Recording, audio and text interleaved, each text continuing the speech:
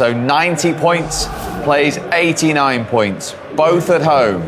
Wolves at Anfield, Steven Gerrard and Aston Villa at Etihad. We will have this title race to the 38th and final game, just as these two did in the 18-19 season when they went to the final day, and Manchester City also had a point advantage. Liverpool actually were at home to Wolves that day as well, but City did the job at Brighton and won the title. But that's all he could have asked of those players tonight, Jurgen Klopp, to make sure it went to the 38th and final game.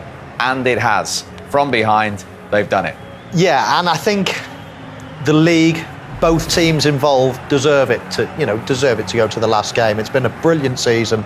Two exceptional teams, head and shoulders above the rest, and it's only fitting that it does go to the last game. If Manchester City go and win, then hats off, fair play. But I think Jurgen Klopp and his men have done their job, put all the pressure they can on Manchester City. That was a tough one tonight, with a weakened side, let's say, then managed to get the job done and roll on the weekend.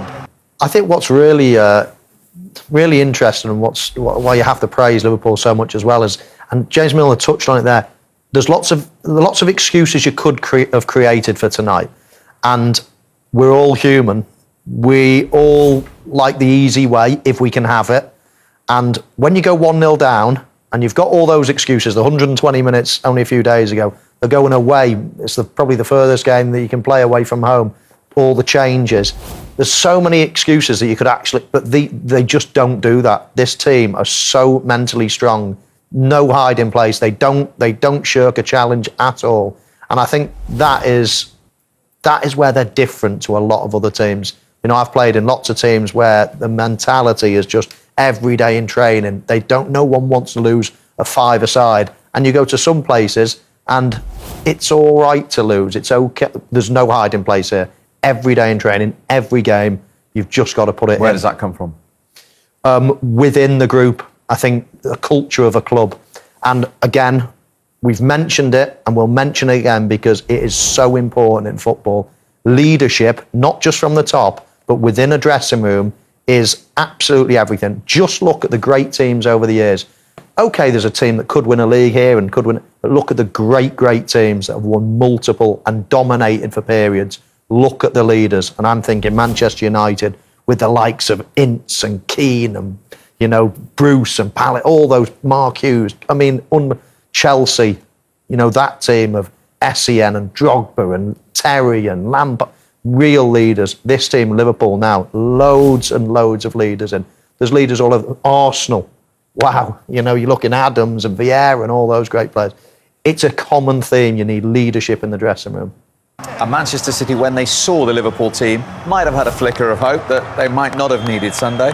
Yeah, I think so, and especially when Redmond, got the nose in front for Southampton, you thought, it's going to be, a successful night for Man City. But as Michael says, I think you've got to give both teams, both sets of players, both managers, both sets of staff. I mean, for this effort, I think every 3 days to put this effort in is just phenomenal. And to go down to the last game, I think that's why people around the world love the Premier League. It's just such a special effort. It sort of advertises itself, but these two teams, these two managers, absolutely unbelievable. And even talking about Sunday now, the hairs in the back of my neck standing up because it's going to be a special day come Sunday. Yeah, and there are the hopes. But for some of the unsung heroes in the squad tonight, 9 changes he made.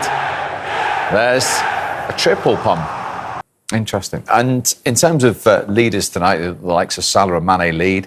Van Dijk obviously does for Pete. None of them were there, and they had to come from behind. And Joel Matip has scored for successive games. In fact, he's got his best equal scoring season now. Little bit of fortune about this one? I don't think he knew much about it, Steve. I really don't. I mean, it's a poor header at the near post for starters.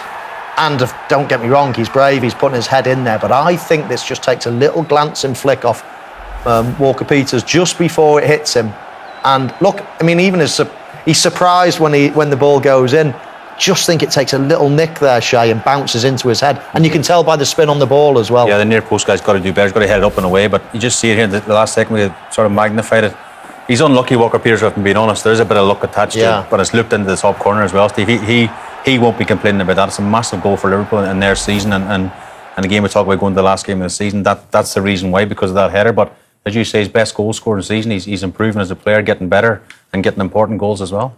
Okay, let's go back. He was in midfield with Harvey Elliott when James Milner made his Premier League debut. Harvey Elliott wasn't even born, and then he had to go, as he said, to right back. You touched on him beforehand. We spoke about Jordan Henderson's influence, but how big on the pitch tonight and in general is his experience and influence? Yeah, I spoke about him before, but he was in the sort of warm-up before the lads even went out to play tonight, and he was geeing the guys up. And I think his interview sort of hit the nail on the head when he said about the resilience, going a goal down after the weekend, 120 minutes in the FA Cup final. The emotions of that, you've got to enjoy that occasion as well. So the emotions, everyone's up and up.